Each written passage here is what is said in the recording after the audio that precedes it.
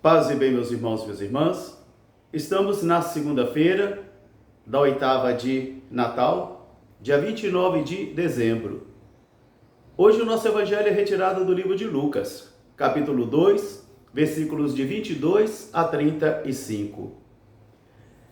Naqueles dias, tendo cumprido o tempo prescrito pela lei para a purificação de Maria e do menino, José e Maria partiram para Jerusalém, a fim de apresentar o menino Jesus no templo, conforme a lei de Moisés, que todo primogênito do sexo masculino deveria ser consagrado ao Senhor.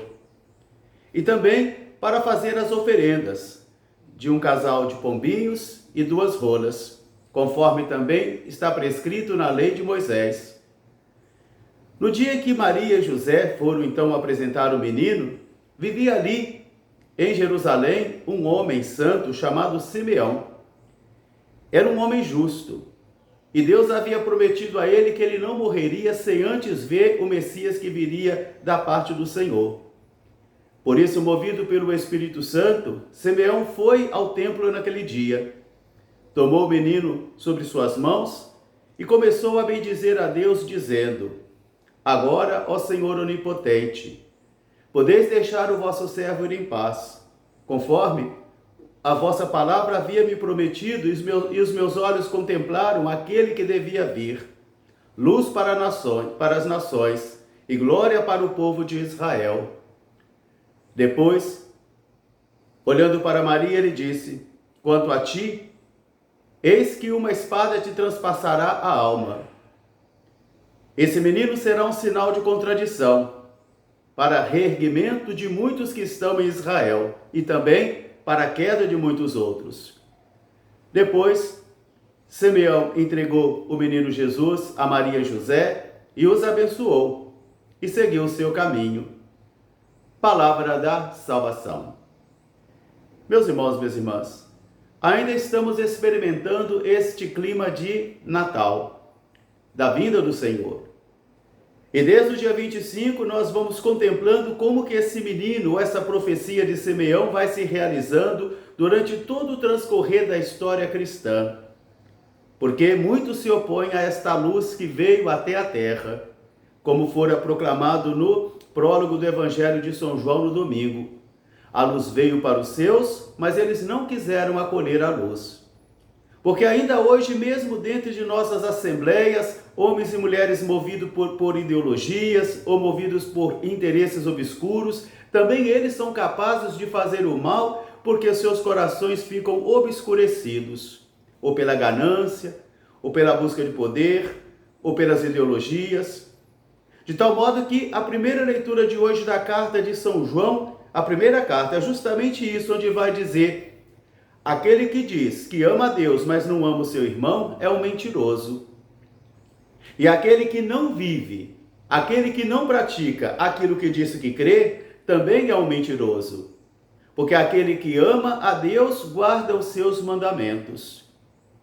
E diz ele, vamos ver então o que significa isso. Significa isso aqui: guardar os mandamentos do Senhor e proceder de acordo com aquilo que se crê, com aquilo que se recebeu da revelação, de tal modo que eu e você somos convidados a paulatinamente irmos progredindo, diminuindo as incoerências da nossa vida.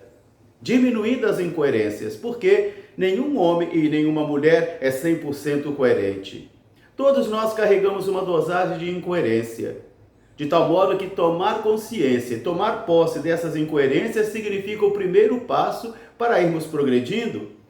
Agora o apóstolo vai dizer: aquele que diz que ama a Deus, mas não ama o seu irmão e é violento com o seu irmão, é um grande mentiroso, porque a verdade não está nele, a luz não está nele, e ele está desviado e desvirtuado porque as trevas cegaram os seus corações, obscureceram as suas consciências, de modo que assim nós não conseguimos mais discernir entre o bem e o mal, e aquilo que era errado fica certo, e aquilo que fica certo fica errado. É dentro então desta lógica da primeira leitura de hoje, dessa luta espiritual constante que eu travo e que você trava entre os valores deste mundo e os valores do Evangelho. os ouro de tolo que brilham para mim e para você, e a luz do Senhor, que são seus mandamentos, que nós somos chamados a vivermos e progredirmos cada vez mais neles. Então aí nós podemos agora irmos com Simeão até o templo de Jerusalém, porque chegou o dia da purificação da Virgem Maria e do menino Jesus. E José e Maria vão cumprir a lei. Todo primogênito do sexo masculino deve ser apresentado e consagrado ao Senhor, conforme a lei de Moisés. E se deve também fazer as oferendas necessárias de 2 rolas ou 2 pombinhos para resgatar esse primogênito. E assim Maria e José, obedientes à lei, vão fazer então a consagração do menino Jesus. E é aí que o Espírito vai suscitar Simeão. Aí o Espírito vai impelir Simeão a cumprir uma profecia. Agora, ó Senhor onipotente, podeis deixar o vosso servo ir em paz, porque Deus havia prometido a Simeão que ele não morreria sem antes contemplar o Cristo, sem antes ele contemplar o Salvador. Então agora ele pode orar: podeis deixar o vosso servo ir em paz, porque os meus olhos viram a vossa salvação. Luz que brilhou para a glória de Israel.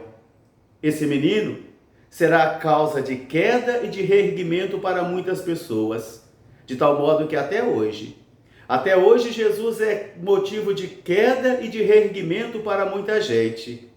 Quando nós nos deixamos desviar por outros valores que não são cristãos, por outras tendências que são contrárias ao Evangelho, nós também fazemos oposição ao Evangelho. E como Judas, nós vamos sentar na mesa do Senhor, vamos comer do prato do Senhor, vamos beijar a face do Senhor, mas assim vamos traicioná-lo também. Por isso, Simeão agora vai dizer: esse menino será causa de reerguimento e de queda para muita gente, porque ele será um sinal de contradição. Nos ambientes de desonestidade, Jesus é um sinal de contradição. Nos ambientes de mentira e de enganos, Jesus é um sinal de contradição. Nos ambientes de homens e mulheres acomodados e preguiçosos, Jesus é um sinal de contradição. Nos ambientes onde os homens e as mulheres buscam poder, buscam fama, Jesus será um sinal de contradição. Nos ambientes onde os homens e as mulheres da igreja buscam luxo e vida cômoda, Jesus será um sinal de contradição. Porque Jesus será sempre um sinal de contradição quando nós nos desviamos dos valores do Evangelho e dos mandamentos. Porque não basta somente conhecer os mandamentos, não basta somente estudar os mandamentos, mas é preciso também praticá-los, conforme a primeira carta de hoje de São João. É preciso praticá-los, é preciso vivê-los, diz João. É preciso vivê-los. Simeão então abençoa Maria e José, e depois vai dizer a Maria: quanto a ti, uma espada vai te transpassar a alma. Para que todos os pensamentos e sentimentos sejam reconhecidos, esse menino será um sinal de contradição. Mas quanto a Maria, uma espada vai transpassar a alma dela. Não somente uma dor no coração, mas uma dor na alma. Uma dor que ela vai saber depois carregar também em sua alma, de ver o seu único filho, o filho amado, o filho anunciado, o filho esperado, também ser morto, ser perseguido, ser caluniado, ser difamado, ser abandonado e ser crucificado. Meus irmãos, minhas irmãs, as palavras do Evangelho são sempre esta contradição para mim e para você, porque às vezes elas podem ser uma mão muito carinhosa, uma palavra que nos eleva, mas às vezes também será como um chicote para a minha vida e para a sua vida.